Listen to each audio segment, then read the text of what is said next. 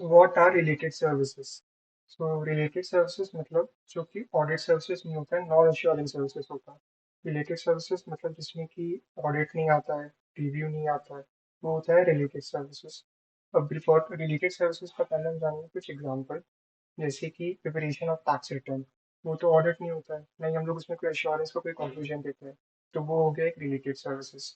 फिर consulting. Consulting भी एक तरह का रिलेटेड सर्विसेज है, क्योंकि इसमें हम लोग मैनेजमेंट और टैक्स कंसल्टिंग प्रोवाइड कर रहे हैं, क्योंकि इसमें भी हम लोग कोई एश्योरेंस नहीं दे रहे हैं। उसके बाद फिर कुछ रिलेटेड सर्विसेज जो कि खुद रिलेटेड सर्विसेज का एंगेजमेंट स्टैंडर्ड ही कवर करता है, जैसे कि अग्रीड अपॉन प्रोसीजर एंगेजमेंट, या फिर कंपाइलेशन ऑफ फाइनेंशियल या फिर अदर इंफॉर्मेशन, जो कि एस आर ई 2400 और 2410 है। उसके बाद रिलेटेड सर्विसेज जो होता है वो एंगेजमेंट मीट नहीं करता है एश्योरेंस का डेफिनेशन को। एश्योरेंस डेफिनेशन जो हम लोग बोलते हैं कि ऑडिट में हम लोग एश्योरेंस प्रोवाइड करते हैं, रिलेटेड सर्विसेज में यहाँ पे जो एंगेजमेंट होता है इसमें ये लोग एश्योरेंस मीट नहीं करते। इसके बाद फिर जो हम लोग बोलते हैं एयूपी, फिर वो एयूपी होता क्या है। तो वो एयूपी होता है report of actual factual findings based on specified procedures. तो जैसे ऑडिटर ऑडिट में रिपोर्ट बनाता है, यहाँ पे ऑडिटर रिपोर्ट बनाता है बेस्ड ऑन फैक्चुअल फाइंडिंग का रिपोर्ट बनाता है। जो वो देखा उसके ऊपर वो एक रिपोर्ट बनाया, और कुछ स्पेसिफिक प्रोसीजर्स ही लगा के, जो कि वो अग्री जो कि एक स्पेसिफाइड सब्जेक्ट मैटर में हो गया, जैसे कि एलएमएस अकाउंट्स या फिर आइटम्स ऑफ फाइनेंशियल स्टेटमेंट।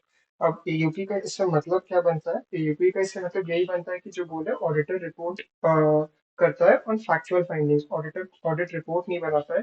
तो और बेस्ड ऑन स्पेसिफाइड प्रोसीजर मतलब स्पेसिफाइड प्रोसीजर जो कि वो अग्री किया है विद द मैनेजमेंट, या फिर जो भी रिलेटेड पार्टी जो उसको एंगेजमेंट में उसको एंगेजमेंट जो उसके साथ आया है। और ये किस पे होगा, स्पेसिफिक एलिमेंट्स अकाउंट्स और items of the financial statement में। जैसे कि इसको क्लियर करने के लिए एग्जांपल, जैसे कि परचेज फ्रॉम रिलेटेड पार्टीज या ट्रांजैक्शन फ्रॉम रिलेटेड पार्टीज, तो उसका एक मतलब उसका एक रिपोर्ट बनाने बोला ऑडिटर को। तो ऑडिटर जो ट्रांजैक्शन फ्रॉम रिलेटेड पार्टी जो जो ट्रांजैक्शन उसको दिखा, वो ट्रांजैक्शन को रिपोर्ट किया। वो सब अपना ओपिनियन नहीं देगा कि रिलेटेड पार्टी से इतना जो ट्रांजैक्शन, जो इस अमाउंट का ट्रांजैक्शन था, वो डिस्क्वालीफाई हो जाना चाहिए था। वो बस उसको स्पेसिफिक प्रोसीजर उस पे लगाना था, वो एक स्पेसिफिक आइटम पे, जो कि वो अग्री किया था विद द मैनेजमेंट, वो उसका अपना रिपोर्ट इशू नहीं करेगा। इसके बाद फिर आ जाता है व्हाट आर, जैसे कि example segment wise report for transaction with related parties. उसके बाद what is a compilation engagement. तो कंपाइलेशन एंगेजमेंट जो हम लोग जानते ही है, जो हम लोग करते ही है, जैसे कि जो ऑडिटर मतलब जो हम लोग जब अकाउंट जो बैलेंस मतलब जो एंटिटी है उसका जब हम लोग बैलेंस शीट पीएनएल जब उसका फाइनेंशियल स्टेटमेंट बनाते हैं, हम लोग बनाते हैं, लेकिन मतलब हम लोग बनाते नहीं, हम लोग उसको असिस्ट करते हैं मैनेजमेंट को। ऐसे रियल में हम लोग बनाते हैं, लेकिन हम लोग बोलते नहीं कि हम लोग बना रहे हैं, हम लोग असिस्ट करें मैनेजमेंट को। हम लोग उसको असिस्ट कर रहे हैं बैलेंस शीट पीएनएल ये सब बनाने में, तो उसी को बोलते हैं कंपाइलेशन एंगेजमेंट। और तो फिर जब वो जो हम लोग बोलते हैं ना कि हम लोग क्यों अपने फॉर्म में कि हम लोग क्यों फाइनेंशियल स्टेटमेंट्स बना रहे हैं, तो वो भी एक तरह का एंगेजमेंट होता है, compilation engagement. S R E 4410, जो कि आगे इस चैप्टर में डिटेल में है। तो फिर प्रैक्टिशनर जो है यहाँ पे अकाउंटिंग और फाइनेंशियल रिपोर्टिंग एक्सपर्टीज प्रोवाइड करता है, लेकिन फिर वो इसको ऑडिट नहीं कर पाता, इसलिए हम लोग यहाँ पे ऑडिटर वर्ड नहीं प्रैक्टिशनर वर्ड यूज कर रहे हैं। मैनेजमेंट को मदद करता है in presentation and creation of financial statement as per applicable financial reporting framework. Person जो परफॉर्म कर रहा है रिलेटेड सर्विसेज एज जो कि एस आर एस 4400 था, मतलब engagement to perform UP regarding the financial information, जरूरी नहीं कि वो ऑडिटर हो एंटिटी का।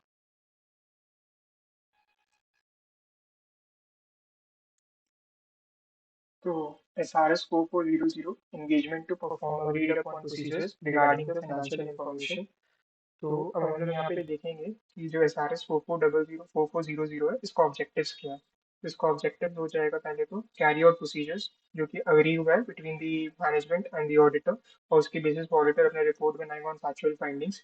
उसके बाद फिर जो रिपोर्ट बनाएगा उससे जो मैनेजमेंट है वो खुद असेस करेगा कि जो ऑडिटर क्या प्रोसीजर्स लगाया, उससे क्या फाइंडिंग्स आया, और खुद का कंक्लूजन ड्रॉ करेगा। इसमें ऑडिटर कोई भी अश्योरेंस प्रोवाइड नहीं करता। और ये जो रिपोर्ट है ऑडिटर चाहेगा ये खाली मैनेजमेंट तक ही रेस्ट्रिक्ट हो, ये पब्लिक यूज में ना आए, क्योंकि जो बाकी लोग हैं उन लोग अनअवेयर है कि क्या एओपी अग्री हुआ था और क्या इसके पीछे पर्पस था। वरना फिर उन लोग मिस इंटरप्रेट कर लेगा रिपोर्ट को, जो कि मिस इन्फॉर्मेशन हो जाएगा। उसके बाद फिर हमारा डिफरेंस क्या है फिर ऑडिट और अग्रीड अपॉन प्रोसीजर्स में। तो डिफरेंस ये है कि अश्योरेंस का ऑडिटर क्या करता है यहाँ पे, एक्सप्रेस ऑडिटर जो ऑडिट ऑडिट जब करता है तो वहां पे वो अपना ओपिनियन एक्सप्रेस करता है। लेकिन जब वो ऑडिटर, जब ये ईयूपी करता है तो ऑडिटर यहाँ पे अपना ओपिनियन एक्सप्रेस नहीं करता है। ऑडिटर जब ऑडिट करता है तो ऑडिट रिपोर्ट बनाता है। लेकिन ईयूपी में ऑडिटर यहाँ पे क्या करता है, जो फैक्चुअल फाइंडिंग्स, जो उसको फैक्ट्स मिला है फाइंडिंग्स के टाइम पे, वो उसका खाली रिपोर्टिंग करता है। उसके बाद फिर जो अश्योरेंस ऑडिटर ये भी लिख देता है कि नो अश्योरेंस इज प्रोवाइडेड, और जो यूजर है खुद की अंडरस्टैंडिंग पे रिपोर्ट को असेस करेगा, इस ऑडिटर का कोई जजमेंट नहीं है। ये 6 पॉइंटर रिपोर्टिंग एंड में कवर होगा।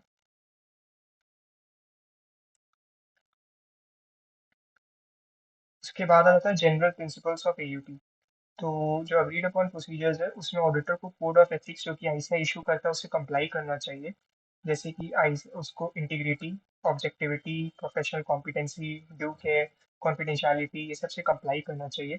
इंडिपेंडेंस से अप्लाई करना चाहिए, बट ये रिक्वायर नहीं है यूपी में। अगर यूपी में मेंशन्ड है जो टर्म्स मैनेजमेंट और ऑडिटर अग्री किया है, तब अगर फिर ऑडिटर को जो कोड ऑफ एथिक्स इंडिपेंडेंस के लिए लिखा हुआ है उसको बाई आईसीआई, उसको ऑडिटर को फिर कंप्लाई करना चाहिए।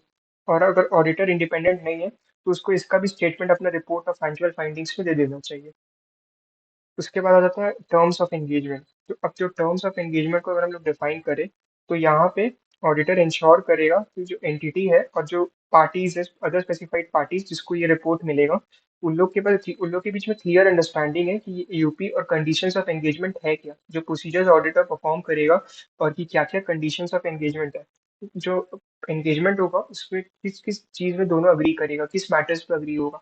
नेचर ऑफ द एंगेजमेंट यही कि ये जो है ये एक रिलेटेड सर्विसेज है, ये ऑडिट या रिव्यू नहीं है फाइनेंशियल इंफॉर्मेशन का, इस पर ऑडिटर कोई भी अपना अश्योरेंस नहीं प्रोवाइड करने वाला है। उसके बाद फिर ये जो पर्पस ऑफ एंगेजमेंट क्या है, मतलब जो ये करार है इसका पर्पस क्या है एंगेजमेंट का। उसके बाद फिर इसमें आ जाता है कि identification of the financial information. तो इसमें हो जाएगा कि identification of the financial information में आ जाएगा कि किस फाइनेंशियल इंफॉर्मेशन के ऊपर ऑडिटर अपना प्रोसीजर्स लगाएगा। उसके बाद फिर आ जाएगा जो प्रोसीजर्स ऑडिटर कैरी आउट करेगा, उसका नेचर, टाइमिंग, एक्सटेंट जो वो डिटरमाइन करेगा मैनेजमेंट के साथ। उसके बाद फिर लिमिटेशन और डिस्ट्रीब्यूशन। तो ऑडिटर जो है रिपोर्ट डिस्ट्रीब्यूट नहीं करेगा, उस पर लिमिटेशन लगा देगा। और अगर कन्फ्लिक्ट है विद लॉ एंड रेगुलेशन तो ऑडिटर उसको एक्सेप्ट नहीं करेगा उस रिपोर्ट को। तो हम लोग यहाँ पे देखेंगे इंपॉर्टेंस ऑफ एंगेजमेंट लेटर क्या है। तो इम्पोर्टेंस ऑफ एंगेजमेंट लेटर जो है वो दोनों क्लाइंट और ऑडिटर दोनों के इंटरेस्ट में होना चाहिए। यहाँ पे ऑडिटर को एंगेजमेंट लेटर भेजना चाहिए जिसमें वो डॉक्यूमेंट करेगा टर्म्स को। एंगेजमेंट लेटर अगर कंफर्म होता है, एंगेजमेंट लेटर का जो कंफर्म होता है ये दिखाता है कि ऑडिटर एक्सेप्ट कर लिया अपॉइंटमेंट को एंड अवॉइड करता है मिसअंडरस्टैंडिंग और कुछ भी जो है एंगेजमेंट के ऑब्जेक्टिव्स के रिलेटेड, स्कोप के रिलेटेड, ऑडिटर की रिस्पॉन्सिबिलिटीज के related as a form of the report जो कि इशू करना है। उसके बाद फिर engagement letter confirms the acceptance in the email list of procedures to be performed as a UP। हाँ, तो अब जो engagement letter है, एक जो matters जो engagement letter में include करते हैं यही सब की जो list of procedures जो auditor perform करेगा as a UP, और एक statement देगा regarding the distribution of the report of actual findings, and the report would be restricted to the specified parties। उसके बाद आता है प्लानिंग, इफेक्टिव प्लानिंग। तो प्लानिंग तो हम लोग पढ़ते ही है कि प्लानिंग जो है इफेक्टिव वे से होना चाहिए। उसके बाद फिर आ जाता है हमारा यहाँ पे प्रोसीजर्स जो हम लोग लगाएंगे। तो प्रोसीजर्स जो हम लोग लगाते हैं, प्रोसीजर कैरी आउट प्रोसीजर्स जो अभी हुआ है वो लगाते हैं। जो एविडेंस मिलता है उसके बेसिस पे हम लोग अपना रिपोर्ट बनाते हैं। तो जो हम लोग प्रोसीजर्स लगाएंगे वो क्या रहेगा, जो हम लोग पढ़ते हैं EIOU और recalculation, inquiry, analysis, recomputation, observation, confirmation. इसके बाद फिर हम लोग पढ़ेंगे actual findings of the report. ये एक एग्जांपल दिया हुआ है कि ऑडिटर को हायर किया फॉर से रिलेटेड पार्टीज का ट्रांजैक्शन रिपोर्ट देने के लिए। तो ये वही है कि मतलब एक एयूपी का एग्जांपल है कि ऑडिटर को रिलेटेड पार्टीज का रिपोर्ट देने के लिए हायर किया। बिजनेस यूनिट वाइज वो रिपोर्ट बनाया respective of the number of transaction, उसमें अपना जजमेंट नहीं दे रहा था कि कितना अमाउंट है, कितना ट्रांजैक्शन है। ऑडिटर रिपोर्ट देगा जो उसको फैक्ट्स मिला उसके बेसिस पे, और इसमें ऑडिटर अपना ओपिनियन इशू कर देगा। इसमें ऑडिटर में कोई अश्योरेंस नहीं देगा, जो जैसा है उसको ऑडिटर प्रेजेंट कर देगा, मैनेजमेंट खुद इंटरप्रेट करेगा रिपोर्ट को देख के। और ऑडिटर ये तो लेकिन जरूर बोलेगा कि रेस्पेक्ट होना चाहिए to the management only, because others को लगेगा कि ये एक ऑडिटर रिपोर्ट है। उसके बाद ये बहुत इंपॉर्टेंट लाइन है कि रिमेंबर करना कि जो AUP engagement letter and S R S 4400 ये सुटेबल है कब, जब तो ये एंगेजमेंट कभी सुटेबल है, खाली स्पेसिफिक फाइनेंशियल एस्पेक्ट या फिर तुम समझ लो एलिमेंट और फाइनेंशियल स्टेटमेंट में हम और मतलब एक एलिमेंट ऑफ फाइनेंशियल स्टेटमेंट का खाली कोई वेरिफिकेशन पर्पस के लिए कुछ करा रहा हो, लेकिन ये मतलब ये कभी रिप्लेस नहीं कर सकते ऑडिट को। और एक था हम लोग बीच में स्किप कर दिए थे, एक था पॉइंट 6,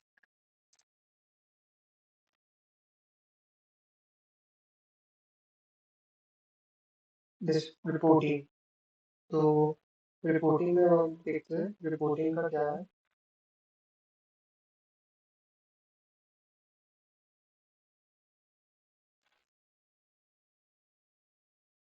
तो रिपोर्टिंग में हम लोग यहाँ पे देखेंगे कि रिपोर्टिंग में हम लोग डिस्क्राइब करेंगे कि पर्पस क्या है यूपी का, और एनेबल करेंगे ऐसा, मतलब रिपोर्टिंग में हम लोग पर्पस बताएंगे और ये बताएंगे कि यूपी जो कर रहे, ताकि मतलब पर्पस बताएंगे क्या एंगेजमेंट को, और यूपी जो परफॉर्म कर रहे हैं, ताकि इससे पता चल सके मतलब नेचर और एक्सटेंट जो हम लोग वर्क परफॉर्म कर रहे हैं उसका। तो ये भी मेंशन कर देंगे, ये कोई ऑडिट रिव्यू नहीं है।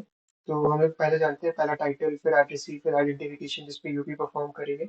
उसके बाद हम लोग एक स्टेटमेंट देंगे कि एओपी जो परफॉर्म की उसका स्टेटमेंट की जो एसआरएस के बेसिस पे हुआ है, आइडेंटिफाई करेंगे the purpose of the AOP perform, कि जो एओपी परफॉर्म कर रहे हैं इसका पर्पस क्या है। लिस्टिंग जो प्रोसीजर्स की उसको लिस्ट करेंगे, ऑडिटर्स का फैक्चुअल, ऑडिटर्स का जो ये ऑडिटर स्टेट कर देगा कि ये कोई ऑडिट या रिव्यू नहीं है। स्टेटमेंट देंगे कि अगर ये एक एडिशनल प्रोसीजर ऑडिट या रिव्यू होता तो अदर मैटर जो उसमें राइज होता है हम लोग उस पर भी रिपोर्ट करते हैं, लेकिन इसका ऐसा नहीं होता है। तो इसमें हम लोग स्टेटमेंट देंगे कि खाली रेस्ट्रिक्टेड पार्टीज को ही डिस्ट्रीब्यूट करना चाहिए, कि ये जो रिलेट करता है टू द एलिमेंट्स अकाउंट्स और फाइनेंशियल स्टेटमेंट को स्पेसिफिक आइटम्स में, फाइनेंशियल स्टेटमेंट होल को रिप्रेजेंट नहीं करता। और इसमें DPS date place and signature तो बताएंगे।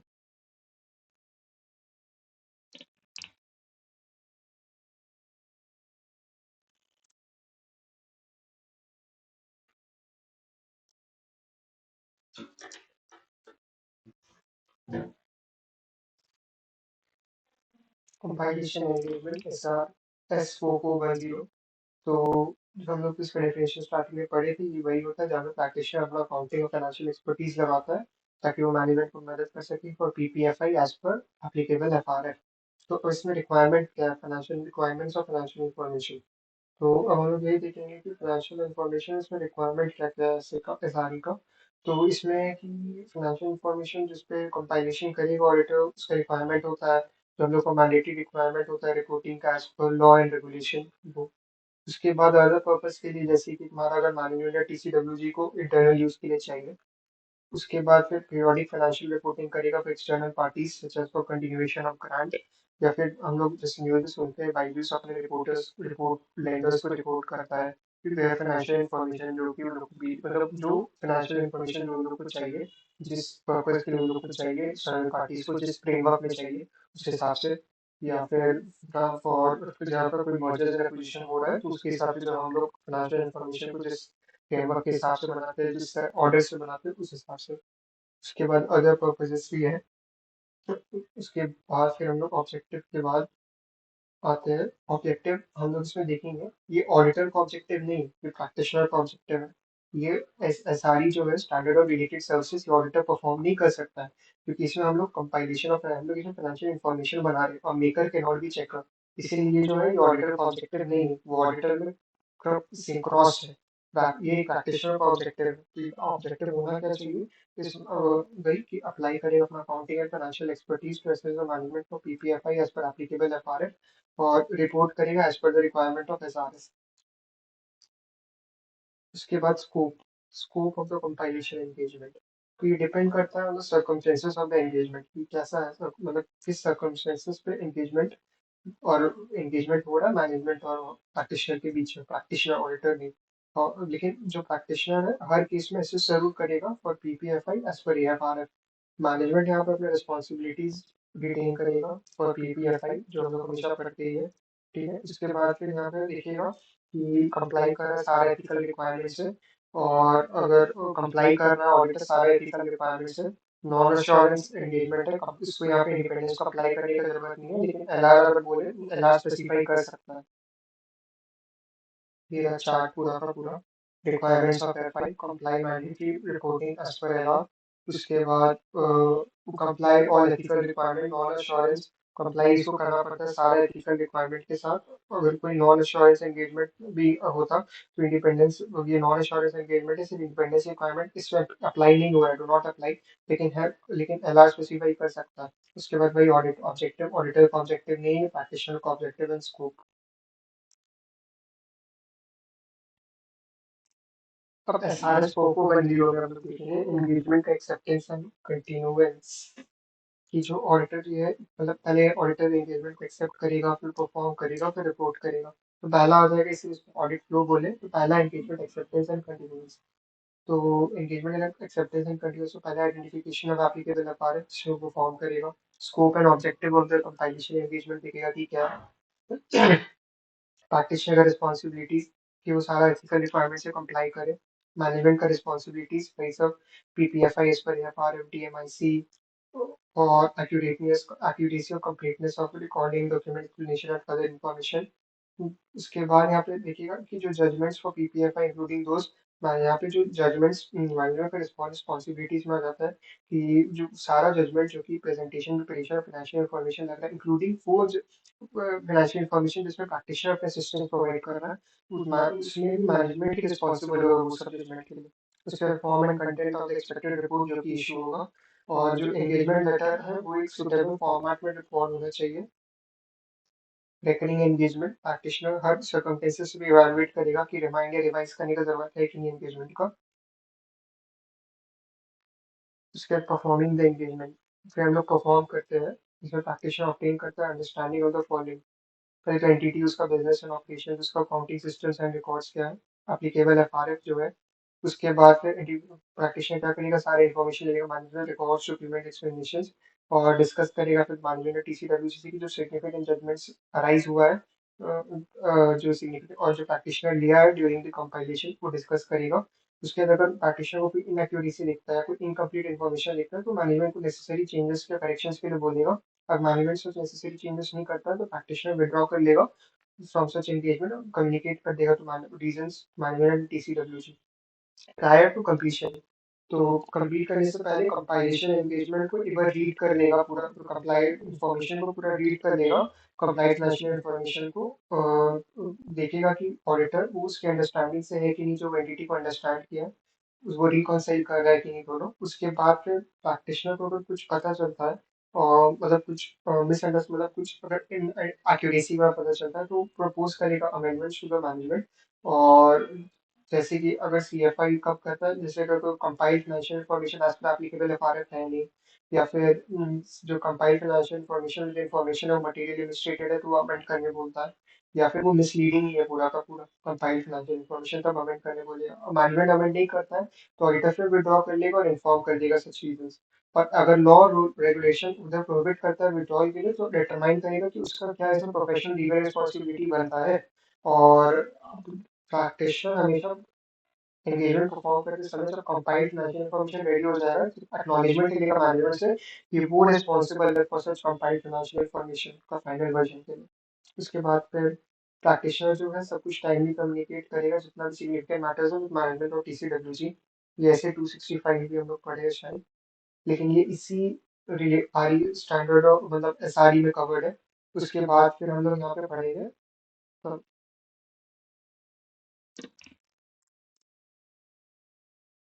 फिर प्रैक्टिशनर का रिपोर्ट बनाता है, तो रिपोर्ट में पहले वही टाइटल, फिर एड्रेसिंग, फिर आइडेंटिफिकेशन ऑफ एप्लीकेबल एफआरएफ, फिर जो आइडेंटिफिकेशन ऑफ करेगा फाइनेंशियल इंफॉर्मेशन का including the title of each such, वो मतलब हर फाइनेंशियल इंफॉर्मेशन का आइडेंटिफिकेशन करेगा ईच एलिमेंट का जिसपे वो मतलब प्रैक्टिशनर रिपोर्ट मतलब जिसमें प्रैक्टिशनर वर्क किया है, और डेट मेंशन करेगा हर फाइनेंशियल इंफॉर्मेशन का जो पीरियड से वो रिलेट करता है।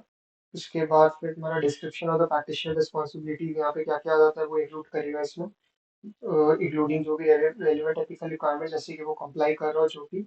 उसके बाद यहाँ पे डिस्क्रिप्शन दे देगा मैनेजमेंट का रिस्पॉन्सिबिलिटीज का, डिस्क्रिप्शन की जो कंपाइलेशन एंगेजमेंट एज पर स्टैंडर्डों में लिखित सर्विसेज है। उसके बाद फिर एक्सप्लेनेशन देगा, ये बहुत इंपॉर्टेंट है, एक्सप्लेनेशन रिगार्डिंग जो ऑडिटर है यहाँ पे वो वेरीफाई नहीं कर रहा है एक्यूरेसी और कंप्लीटनेस ऑफ फाइनेंशियल इंफॉर्मेशन क्योंकि अश्योरेंस एंगेजमेंट नहीं है। और यहाँ पे वो कोई ओपिनियन नहीं देगा कंपाइल्ड फाइनेंशियल इंफॉर्मेशन में एज पर एप्लीकेबल एफआरएफ, क्योंकि यहाँ पे तो कोई फाइनेंशियल इंफॉर्मेशन को बना रहा है, इसमें वो ओपिनियन क्या प्रोवाइड करेगा।